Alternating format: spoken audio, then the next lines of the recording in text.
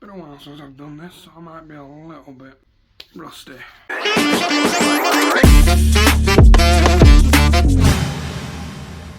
Yari lads, lads and enemies, welcome back to the Bradley Highly YouTube channel. First off, I just want to say, hope you all had a wonderful Christmas and a very happy New Year. Try to remember the last video that I did. I don't like what they've done with the new YouTube layout on the Xbox. I hate when they do that. My last video was when I went to Old Trafford for the Women's Super League, that vlog.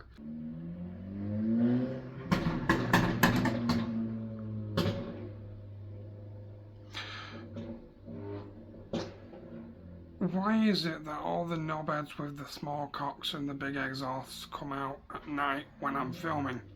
Crash and die, knobhead. Pleasantries out of the way, let's talk 2023. By the way, yes, don't worry, I have like a little list, like a script thing, so I don't have to like go off on tangents. Tangents at the start, tangents. So we'll be relatively quickly, you won't be sat around for 20-30 minutes, me just saying I'm being crying and wanking all year. I need that. So, let's start off the year in January. As you do, you head off into the new year with a bunch of resolutions and do's and don'ts for the new year. But at the end of it, you never really stick to them anyway. I remember doing a wrestling corpse list for 2023, and I did just like a regular one, which I'll try and find and pop up on screen if I can. Now, as you can see, didn't do so well. Especially with the wrestling one. We'll get into that. Latter stages of January, myself and Lauren head off to Liverpool for our anniversary. Our anniversary literally lies on literally a week before my birthday, which is a pain in the ass for both of us. I'm not one for birthdays, I'm not one for Christmas. I hate them both for various reasons, which we don't really need to get into. It's the disappointment. Lovely city. I very much want to go back soon. The main gambit of Liverpool was putting a ring on that thing, which I did. 4 years and a full year of planning, which you can go back and watch the vlog now. Link in description. I finally managed to ask the love of my life, Lauren, if she wants to settle for this. And I don't know why, but she said yes. Nowhere to go now. Sorry. Peter, we need to talk. I think this relationship has... If you leave me, I will kill myself. But don't worry, we're happy and in love.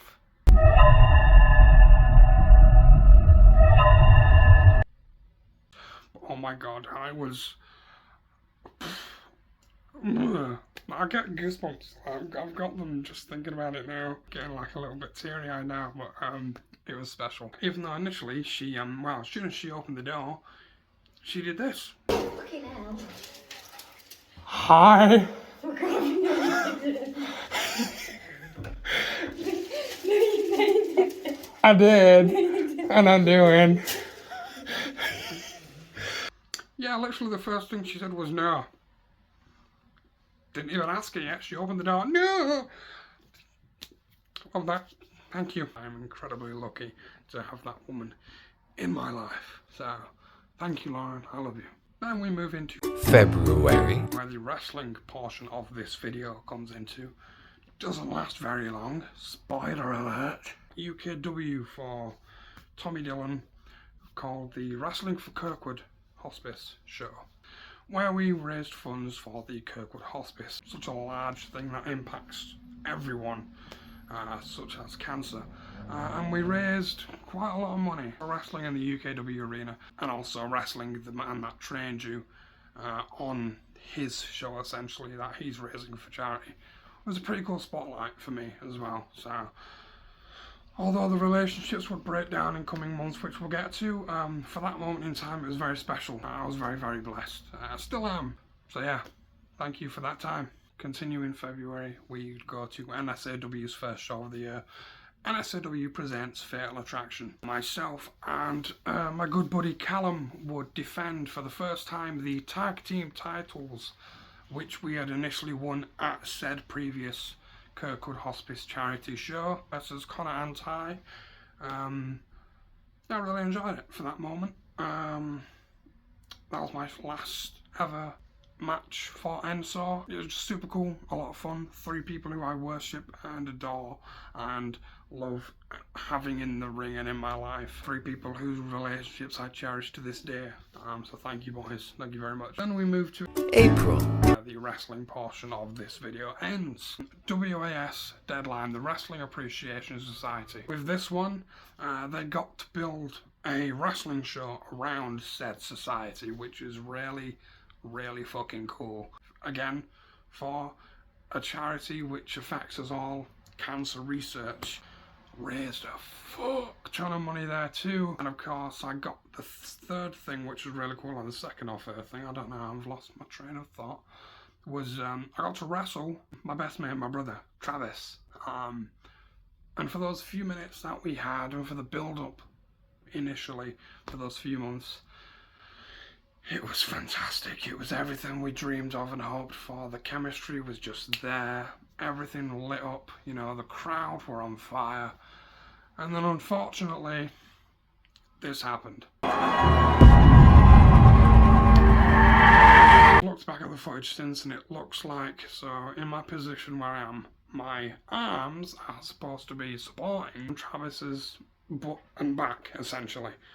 But I have one arm around that area, and then this arm right around Travis's gut, essentially. You know, it was wrapped around, and I feel like Travis might have had hold of it. My arm just wasn't in the right position, and when we came to land, Travis lands, and of course my arm is still up, and whack, snap, I break the bone of my upper arm, known as the humerus bone. The nerves and what have you within that area, you know, to help move your body and your arms and your digits and your fingers and your wrists and your arm, yada yada, all that. So what happened was I landed, boom, straight away, had a massive shock go up this arm. I'm going to put a little thing on screen, but you can see me grabbing my wrist and doing this and like trying to clench it.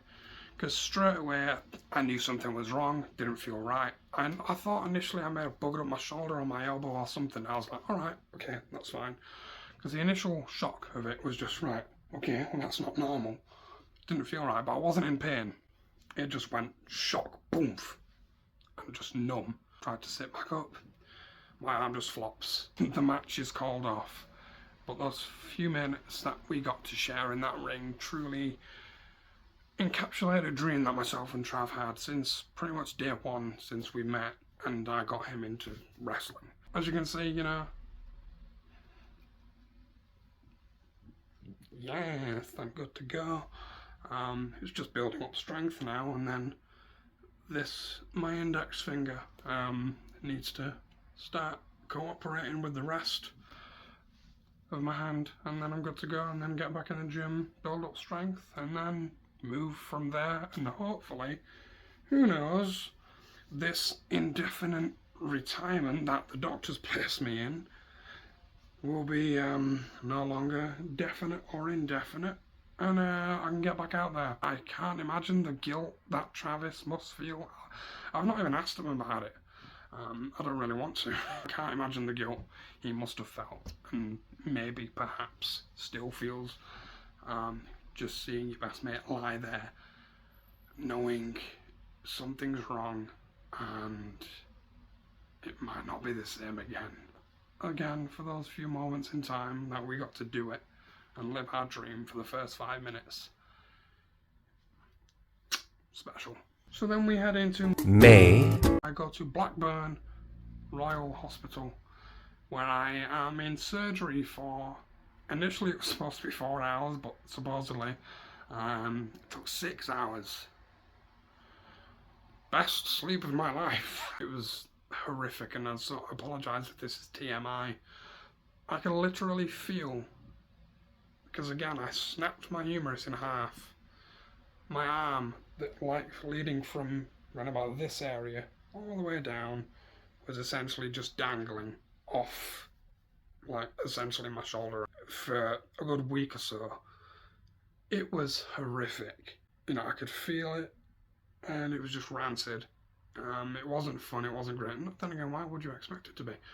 Unless you're some sort of, you know, masochist who enjoys pain. Those few months that I had to recoup and rest up and what have you, but I had people around me, so that was a nicety of it. You know, I had people that I love and I cherish, and you know, took care of me essentially. You know, when I quite literally couldn't take my own pants off and take my own shirts off and, you know, bathe myself, which was fucking embarrassing. But yeah, no, they were top troopers, and I very much appreciated them at that time, and I still do. So yeah, for those moments in time that you know, I was bedridden and resting up and a bit of a I don't know, vegetable for a few months where I couldn't do much for myself. Thank you to my brother, and thank you to Lauren, because I certainly wouldn't got through it without you. So, cheers. Coming into June. The initial Zenith show that we did, which was cancelled and then pushed back, was pushed back to the end of May, I believe, start of June, I can't remember. I gotta be honest, you know, from May to June, July, I was hooked up on pain pills and all the different medications and stuff because of this. I don't remember much. It was all very cloudy and very fatigued for a good month or two. But yeah, so of course at Zenith, I went out for the last time at Non-Stop Action Wrestling at the Be Strong Centre in Swinton to announce I was officially retiring to a thunderous nothing. No one cared.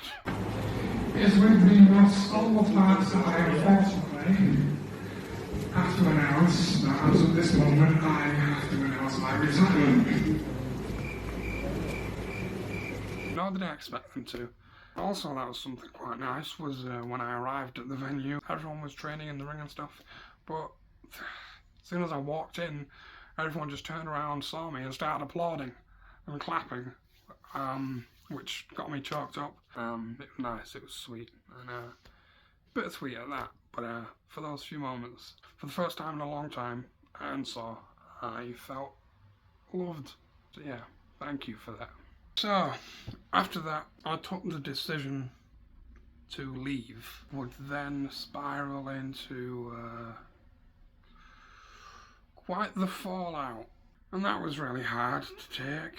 Once I took the decision to leave, there was a number of people who chose to slag me off, say degrading stuff about me when I'd worked so hard for that place. It just sucked that when I chose to make my leave, instead of support us and thank us for all we did for that place, they chose to slander us and slag us off. I put 3 years of my life into that. I put my body on the line for 3 fucking years for that place. And for the man that trained me and the man that I thought was my friend, who I had travelled up and down the road with for 3 years, who was also the boss, to not back me up and allowed people to say what they said about myself and Ty. That was the final straw for that relationship too. Initially left on good terms and said, right, I'm going to leave because I don't feel wanted or heard or needed here. And frankly, I'm of no use to you anymore as it is. It made me feel betrayed.